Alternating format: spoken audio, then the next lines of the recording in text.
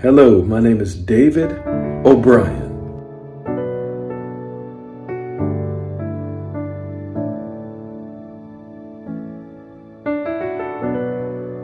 And I'm here for your success in the areas of purity.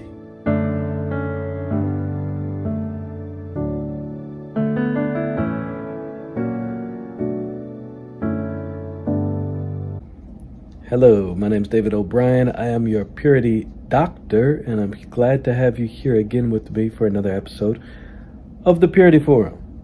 I have an amazing topic to present to you today, and it is man's sexuality versus spirit. You know, Adam and Eve were the first two human beings, that's what we call them in English, but the first two humans ever created and put on the earth. They were put in the garden, and the way they were created was that God, the Creator, breathed breath into a clay vessel or body. The breath that He breathed is their spirit. The clay vessel is their physical body. It came from the earth, but the breath came from God. He created them, actually, and He made the body, and then He put them inside the body. So you got to know, to start off with, that all human beings are more than just their body. They also have a mind. When they were formed inside of, they were created, then they were put in the body that was formed. Their mind showed up, and all of a sudden they could think, look around, speak, and it says they became a living soul. So that was man. Now, man at that time, I'm talking about Adam, did not have any sexuality.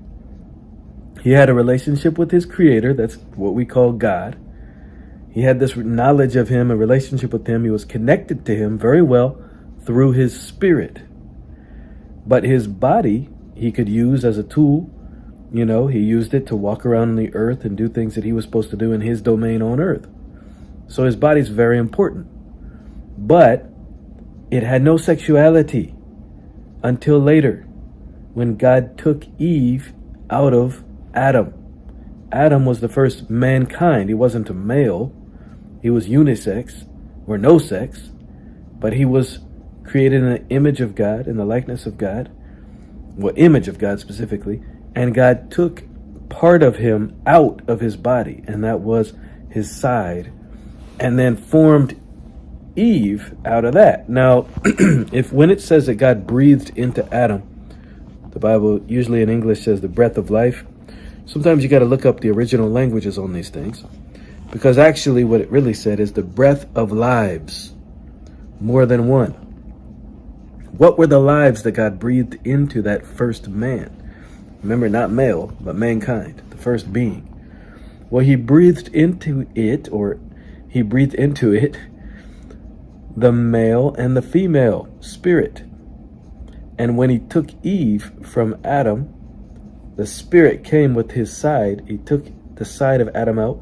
So my point being is that this is humanity, are first of all a spirit. And they were given a body, but the body didn't have any sex. And the body did not dominate the spirit anyhow. But that spirit was the life, and it pulsed with life because it was connected with God. So when God breathed, when God spoke, when God did things, the spirit could pick up on it, and Adam and Eve knew God. So when Eve was created too, she had a relationship with God before she met Adam. So her body also, at that time when God created Eve and created Adam, they were sexual beings now. Adam being a male, Eve being female, sexual beings. And inside of them, again, was that same spirit. The spirit didn't change when they went from asexual to sexual. The spirit was the same, didn't move, didn't change. And it was, again, their guiding force. It was the power, the life inside of the body. And their mind is a tool for the earth and for just recording information. So now, when Adam met Eve, they met. That's the beginning of first marriage, then sexuality. And the sexuality was awesome. It's exquisite. I mean, God created it. He knows what He's doing. If you look scientifically at it, the way that it all works, it's amazing. But what you want to understand and what you need to know, again, I'm going to say it one more time, is that man was created, first of all, without a sex. He wasn't male or female, and without sexuality. But he was still a man. He was still mankind. He was made in the image of God, and he was breathed the breath into that being. That breath made him alive. And it had nothing to do with sexuality. So mankind doesn't need sexuality. It was given as an extra thing, as a gift, as a blessing to Adam and to Eve, and they can enjoy each other as long as they were first in the covenant of marriage, which was given to them first by God. He brought them together. They became one as a covenant marriage partner. And then, because that was protected within that, then they became one physically. That's what we call sexuality. Sexuality. But I want to talk to you today about sexuality versus the spirit. Because the spirit, again, didn't need it, didn't have it, and that's the source, the real source of life. Now, when Adam and Eve disobeyed God, and they both did for different reasons. Someday I'll teach you about that, most likely, because I must. Because Adam didn't leave God. He didn't disobey God for the fruit. He wasn't deceived like Eve was. Eve was deceived by the serpent, and she ate the forbidden fruit. And because she didn't believe God, didn't trust God, but trusted the wrong voice, which was a lying serpent of the devil, really. I mean, it was an impersonation, this evil spirit. When she did that, just as God said would happen if she did disobey and if she did disbelieve, her spirit died. Now, what does that mean? The source of life of the spirit of man that God put in mankind was God himself. He was like the burning inner light inside of their spirit, at all times burning. And they could see things, they could know things, they could travel here or there, they could do things by their spirit because they had that life inside of them, which was God himself. But when they turned their back on that, which is God, when they turned their back on God, he couldn't force them to stay with him, because that wouldn't be love. First of all, there's no love there, and God doesn't do that.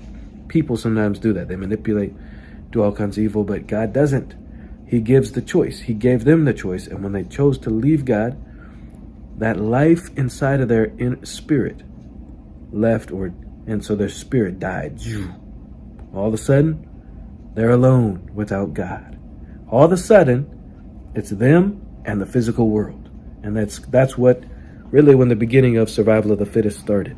They turned away from God and their spirit died. Now, when God sent the Lord Jesus, and he was born of a virgin, that means he wasn't born of a male, meaning his physical dad who raised him, his name's Joseph, had never been together with his wife, Mary. And they were engaged, but they weren't married yet. And they never came together until the baby was born. And Mary didn't have any sexual union or relation, whatever, with anybody. But she had a baby. That's the Lord Jesus. He was a miracle baby. Now the spirit of mankind is passed down through the seed or the sperm that goes into the egg.